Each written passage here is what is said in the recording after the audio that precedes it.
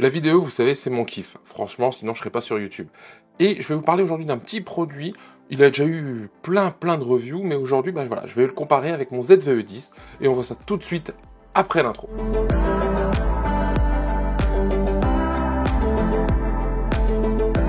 Bonjour, bienvenue sur la chaîne des tests de Cyril. Ici, on parle de tech, photo, vidéo, audio, Apple et plein d'autres marques. Enfin voilà, tout ce que je kiffe et je vous le partage au quotidien. Et aujourd'hui, on se retrouve pour une vidéo, voilà, une petite vidéo rapide sur un produit, vous l'avez vu dans la description, c'est le Camlink d'Elgato. C'est un petit produit qui a connu son heure de gloire, je pense, et encore pas mal utilisé. Et aujourd'hui, voilà, je vais vraiment le comparer avec mon ZVE10, parce que mon ZVE10 a une fonction webcam, mais il ne sort qu'en 720p.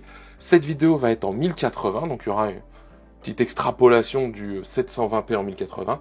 Et le Camlink que je vais vous présenter aujourd'hui, le voici, eh bien c'est le Camlink 4K. C'est-à-dire qu'il est capable de sortir le signal vidéo de mon appareil et de le transmettre en 4K à un enregistreur. Là, ça va être mon ordinateur. Donc, gros avantage du Camlink, eh bien, c'est que le Camlink, il se met en USB et il fonctionne en HDMI. C'est-à-dire qu'en fait, on va relier notre appareil photo en HDMI au Camlink. Donc, il faut que votre appareil, il ait quand même une sortie HDMI. HDMI suivant le format. Attention, il y a du micro, du mini ou du HDMI pleine taille, suivant votre boîtier. Donc, je vous invite vraiment à regarder ça de près. Alors, bon, c'est assez simple. Hein, voilà, hop. Quand je dis ça, c'est quoi? Une boîte dans une boîte, hein, c'est ce que je vois là. Et donc, quand on ouvre, eh bien, hop, voilà, le Camlink. Alors, le Camlink, présenté ici, donc le boîtier d'acquisition juste là, et un petit câble, une petite rallonge USB. Ça peut être intéressant, moi je vais juste avoir besoin de ça.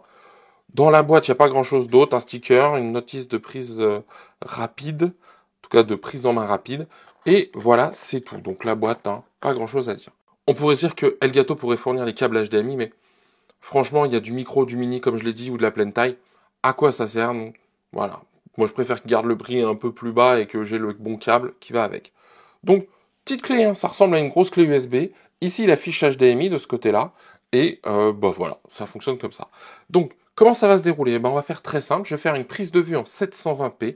Donc, le ZVE10 branché en mode webcam. Et ensuite, je vais faire le ZVE10 branché via le Camlink.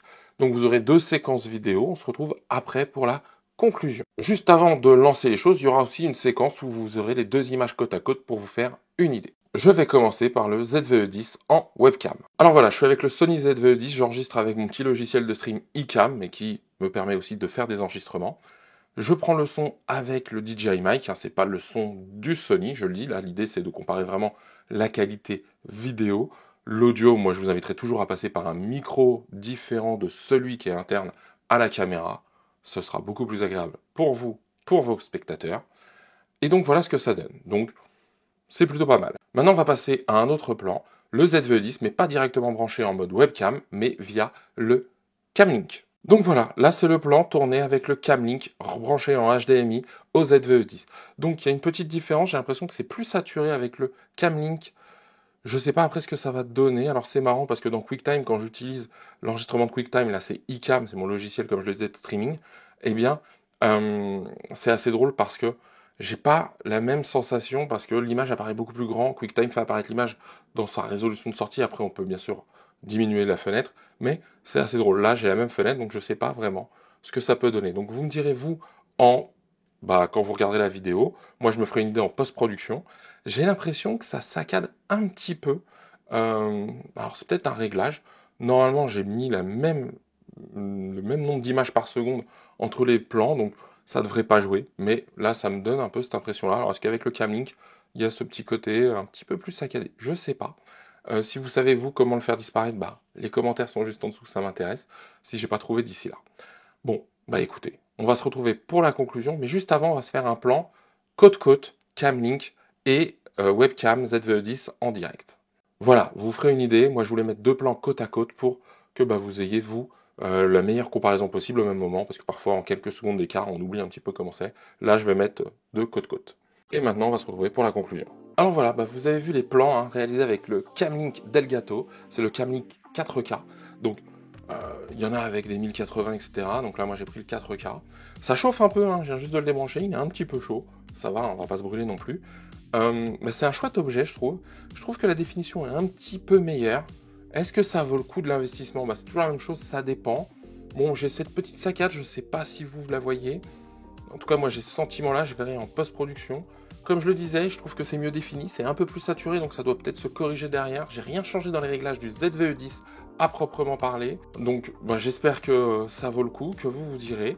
Maintenant, sincèrement, je le dis, en 720p pour les lives, j'ai jamais personne qui m'a dit « c'est moche, c'est trop pixelisé, etc. » Le souci que j'ai, c'est que moi, je réupload, enfin en tout cas, quand je fais le live, j'ai branché une sortie en 1080, donc je pense que ça upscale un petit peu mes données. Je ne vais pas faire plus long. C'est un objet qu'on trouve aujourd'hui à une centaine d'euros quand même.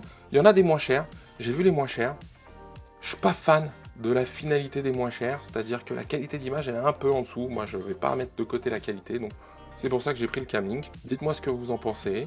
Il me reste juste à vous dire, comme d'habitude, si cette vidéo vous a intéressé, vous a apporté de l'information, et pensez à la liker, à vous abonner, à activer la cloche pour voir d'autres vidéos. Moi, je vous dis à très bientôt pour un nouveau test et surtout, prenez soin de vous.